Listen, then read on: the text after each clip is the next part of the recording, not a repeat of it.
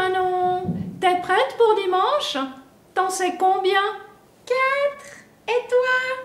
8. J'étais sûre que j'en saurais plus que toi. Oh, mais comment tu fais pour te rappeler de tous ces versets par cœur? Oh, c'est que moi, j'ai une excellente mémoire. Plus que toi, en tout cas. Ouais, quelle chance tu as. Moi, il faudrait que quelqu'un m'aide à les répéter. Ah, peut-être. Moi, j'apprends toute seule. Je suis hors norme. Je suis sûre que j'aurai le prix dimanche. Ouais, probablement. Ou peut-être Louis. Lui aussi, il se débrouille pas mal. Louis? Oh, je suis sûre que je vais le battre. Pas de doute, je suis la meilleure. Julie, est-ce qu'il n'y a pas un verset dans la Bible qui dirait que Dieu résiste aux orgueilleux? Dieu résiste aux orgueilleux, mais il fait grâce aux hommes. Jacques 4,6. Tu vois, je le connais très bien. Oui, je vois. Mais est-ce que tu le mets déjà en pratique? Pourquoi faire? L'essentiel, c'est que dimanche, je sois celle qui en récitera le plus. Je serai la championne. Ouais, je suis pas sûre que ce soit ça l'essentiel. Et est-ce que ça va te faire grandir dans la foi?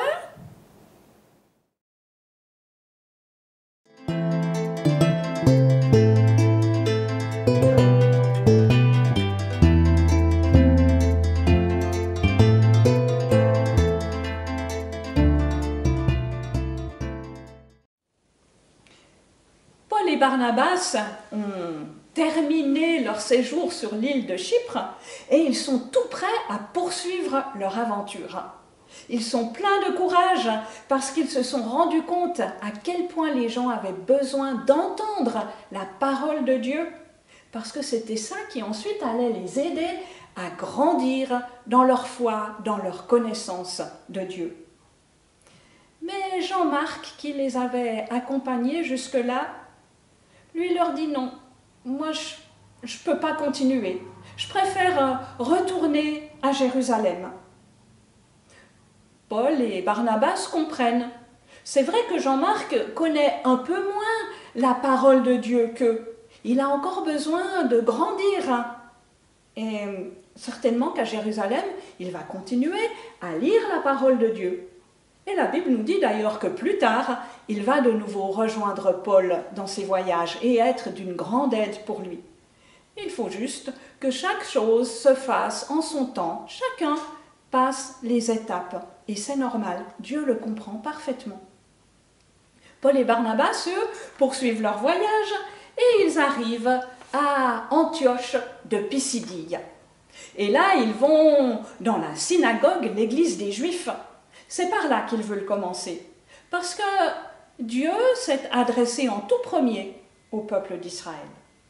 C'est pourtant pas le plus facile à faire, parce que les Juifs pensent qu'ils ont des sacrifices, qu'ils ont la loi, et qu'en faisant cela, ils vont pouvoir obtenir la vie éternelle. Et voilà que Paul doit leur dire, mais non, le seul sacrifice vraiment efficace, c'est celui de Jésus à la croix.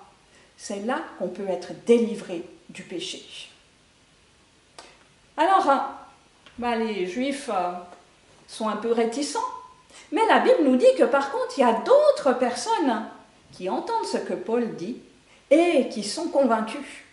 Et ils viennent écouter Paul. Et la semaine suivante, il y en a encore plus qui viennent écouter Paul. Et la semaine suivante, encore plus.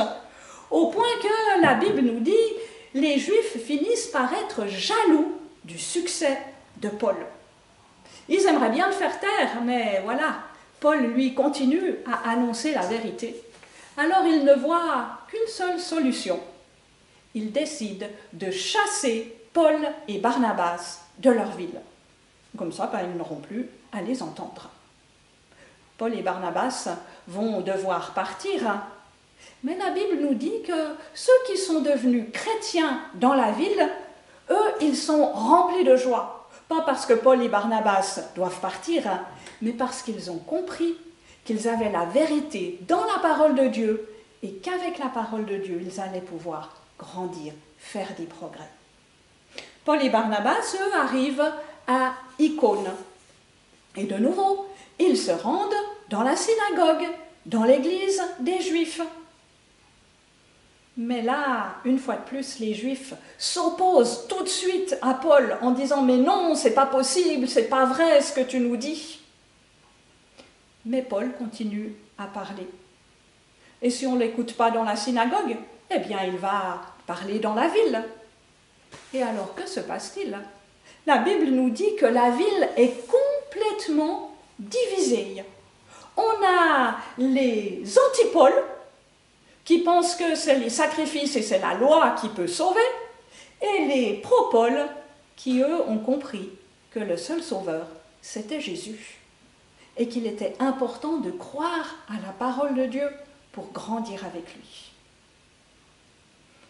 Les Juifs sont tellement fâchés contre Paul que certains réfléchissent à comment se débarrasser de lui et se disent « Mais il faudrait qu'on lapide Paul, et comme ça on serait débarrassé de lui. » Mais Paul est averti de leur intention et il peut quitter la ville avant qu'il n'ait eu le temps de passer à l'action. Et une fois de plus, alors que Paul quitte la ville, ceux qui sont devenus chrétiens se réjouissent parce qu'ils ont découvert la vérité et qu'elle va continuer à les accompagner jour après jour. Paul et Barnabas arrivent, eux, maintenant, dans la ville de Lystre. Là, il semblerait que Paul, au lieu de parler à la synagogue, parle plutôt dans la rue. Et la Bible nous dit qu'il y a un homme qui est là, assis dans la rue. Il n'a jamais pu marcher. Paul le voit et il remarque que cet homme est très intéressé par ce qu'il dit, et pas seulement intéressé, mais qu'il semble vraiment avoir la foi, il semble croire. Alors Paul s'adresse à lui et il lui dit « Lève-toi, tiens-toi droit ». Et à l'instant, l'homme se lève et se met à marcher. Waouh! Les gens regardent ça, mais c'est vraiment un miracle, c'est fantastique, c'est merveilleux. Et ils se disent même, mais alors, ce Paul et ce Barnabas, mais pour avoir fait un tel miracle, ça doit être des dieux. Il y a des dieux qui sont venus parmi nous. Et ils veulent faire la fête pour Paul et Barnabas. Ils ont même envie de leur offrir des sacrifices, comme si vraiment ils étaient des dieux. Et Paul et Barnabas ont bien du mal à leur dire « Mais non, non, non, ne faites pas ça. Nous ne sommes pas du tout des dieux. Nous sommes juste des serviteurs de Dieu, au service du Dieu qui a tout créé, du Dieu qui vous aime, du Dieu qui vous veut du bien. » Et beaucoup de gens vont croire à ce que Paul leur dit. Alors on pourrait se dire « Ah bah ouf, enfin une ville où tout se passe bien. » Mais c'est sans compter avec les Juifs qui arrivent même d'autres villes pour contredire Paul. Et là, sans avertissement, ils ramassent des pierres et se les mettent à les jeter contre Paul. Ils le traînent hors de la ville en pensant que Paul est mort. Mais Dieu a un plan bien précis pour Paul. Il a toute une mission à lui confier. Il doit encore aller parler à de nombreuses personnes. Alors la Bible nous dit que quand les chrétiens entourent Paul, Paul est toujours en vie. Il peut se lever, rentrer dans la ville, certainement qu'on va le soigner. Et Paul va ensuite partir plus loin avec Barnabas. Mais une fois de plus, les chrétiens peuvent se réjouir. Ils ont compris la parole de Dieu et ils ont compris quel Dieu d'amour ils pouvaient avoir en pensant que Jésus est leur sauveur. Paul et Barnabas arrivent maintenant à la ville de Derbe. Là, il semblerait que tout se passe dans le calme.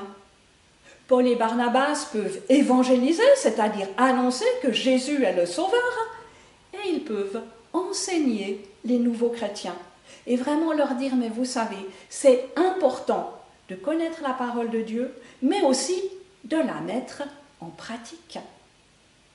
Et Paul et Barnabas ont l'intention de retourner en arrière, de repasser dans toutes les villes où ils étaient pour annoncer partout, mettez la parole de Dieu en pratique. Ah ben dis donc, c'est pas sans risque. Une ville où Paul a été lapidé, une ville où on a menacé de lapidation, une ville d'où il a été chassé. Mais c'est tellement important. Moi, quand j'avais 7 ans, j'allais à un club où on nous racontait les histoires de la Bible, où on nous faisait apprendre des versets par cœur. Et à l'école, il y avait toujours un garçon qui m'embêtait. Et une fois, on se préparait pour aller à la récréation et le garçon m'a donné une gifle.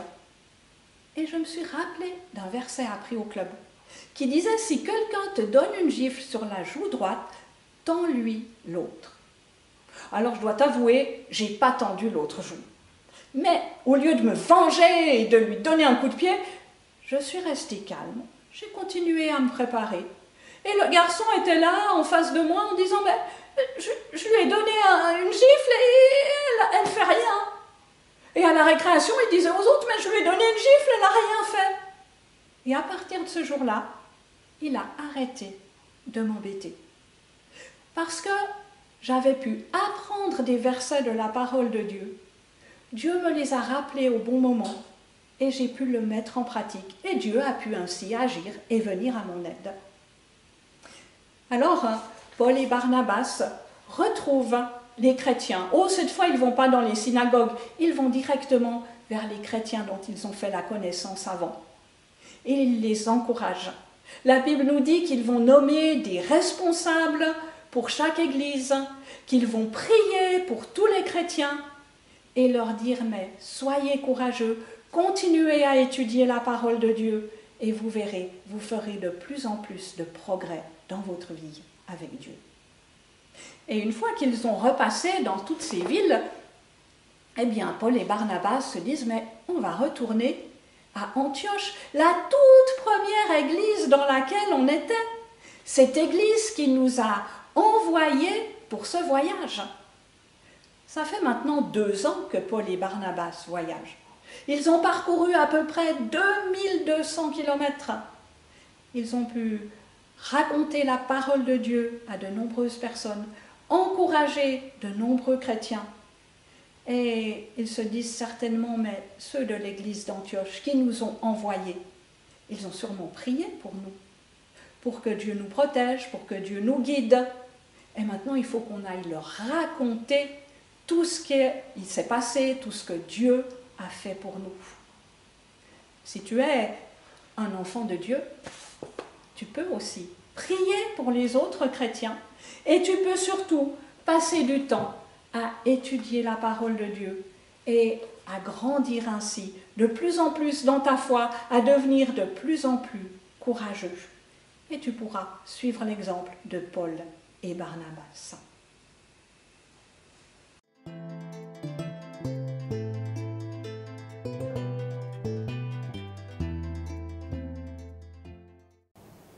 Aïe, aïe, aïe, Manon, je crois que tu avais raison. Raison pourquoi?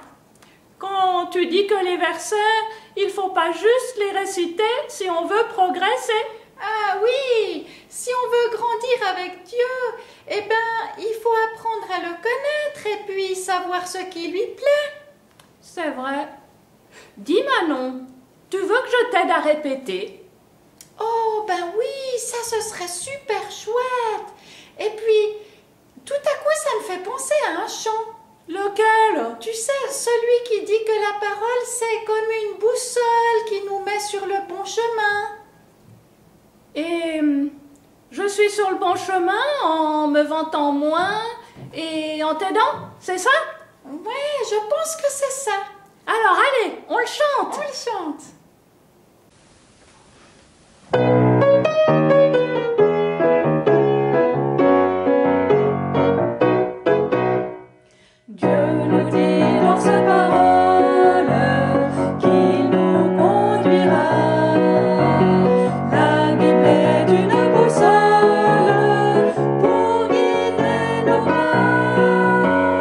Allons le dire à nos frères,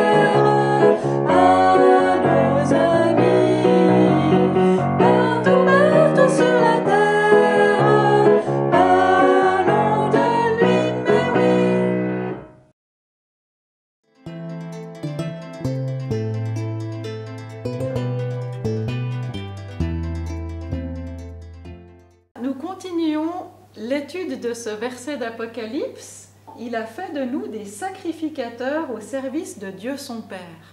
Alors je vous propose aujourd'hui que nous puissions étudier ce petit texte que nous allons relire ensemble. Il a fait de nous des sacrificateurs au service de Dieu son Père. Alors le mot sacrificateur, c'est un mot qu'on n'utilise plus beaucoup aujourd'hui et peut-être que tu te demandes bien ce que ça peut être. Pour le comprendre, il faut que nous remontions loin dans le temps et je te propose de te rappeler de l'histoire de Moïse lorsqu'il est sorti d'Égypte avec le peuple d'Israël. Dieu lui avait demandé dans le désert d'installer une tente qui s'appelait la tente de la rencontre. C'était un lieu où Dieu désirait manifester spécialement sa présence au peuple d'Israël. Mais on ne pouvait pas s'approcher de cette tente n'importe comment. Pour pouvoir s'en approcher, il fallait accepter le service des sacrificateurs. C'était Aaron, le frère de Moïse, ainsi que ses 4 fils qui ont été désignés pour jouer ce rôle très particulier.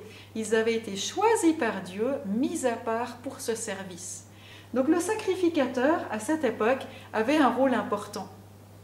Approchons-nous donc de Dieu avec un cœur droit, avec la pleine assurance que nous donne la foi, le cœur purifié de toute mauvaise conscience et le corps lavé d'une eau pure.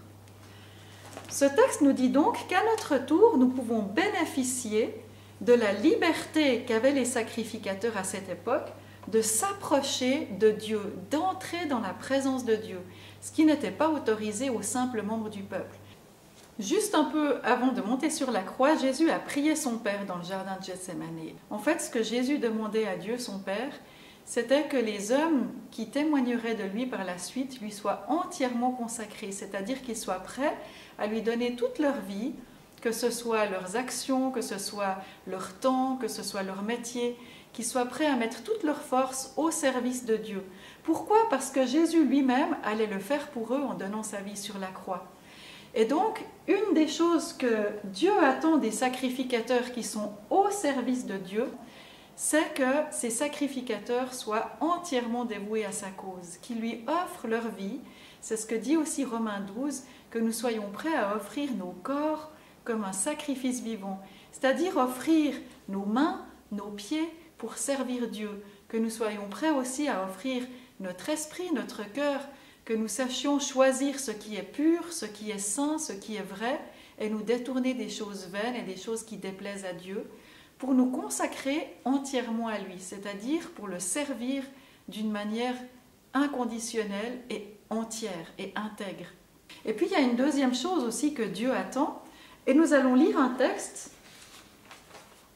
qui se trouve dans 1 Pierre et qui dit « Vous êtes une race élue, une communauté de rois prêtres ou de rois sacrificateurs, une nation sainte, un peuple que Dieu a libéré pour que vous célébriez bien haut les œuvres merveilleuses de celui qui vous a appelé à passer des ténèbres à son admirable lumière. » Dieu s'attend et Jésus s'attend à ce que nous témoignions de la grâce qu'il nous a offerte, que nous puissions dire aux autres qu'ils sont aussi bénéficiaires de cette grâce s'ils le souhaitent, et que nous ne gardions pas pour nous ce cadeau immense que Dieu nous fait. C'est à nous qu'incombe le rôle d'être des sacrificateurs qui montrent le chemin vers Dieu, pour que nos amis puissent eux aussi à leur tour recevoir Jésus dans leur cœur et accéder à ce libre accès que Dieu nous donne de sa présence si nous le recevons. Et finalement, Jésus s'attend aussi à ce que nous puissions le louer. En particulier, c'est quelque chose de très important, et c'est ce que dit aussi ce texte, que nous sommes appelés à louer Dieu pour toutes les merveilles qu'il a faites. Et ce n'est pas seulement pour l'éternité, c'est déjà aujourd'hui que Dieu s'attend à ce que son peuple, son Église, se rassemble pour le louer et pour le remercier pour ce qu'il a fait pour eux. Donc, si on récapitule, on pourrait dire que nous sommes des sacrificateurs au service de Dieu, c'est-à-dire que nous sommes des hommes choisis, mis à part, pour servir Dieu. Et puis notre rôle, c'est premièrement de reconnaître la présence de Jésus dans notre vie, de chercher à lui plaire, de lui consacrer notre vie et nos forces, de témoigner de lui auprès de ceux qui nous entourent, et finalement de le louer et de le remercier pour tout ce qu'il fait pour nous, et ainsi nous pourrons réjouir son cœur et lui apporter ce que la Bible appelle un sacrifice spirituel, c'est-à-dire des prières qui lui font plaisir, qui l'honorent et qui font plaisir à son cœur. Alors nous allons le redire une dernière fois ensemble. Il a fait de nous des sacrificateurs au service de Dieu son Père.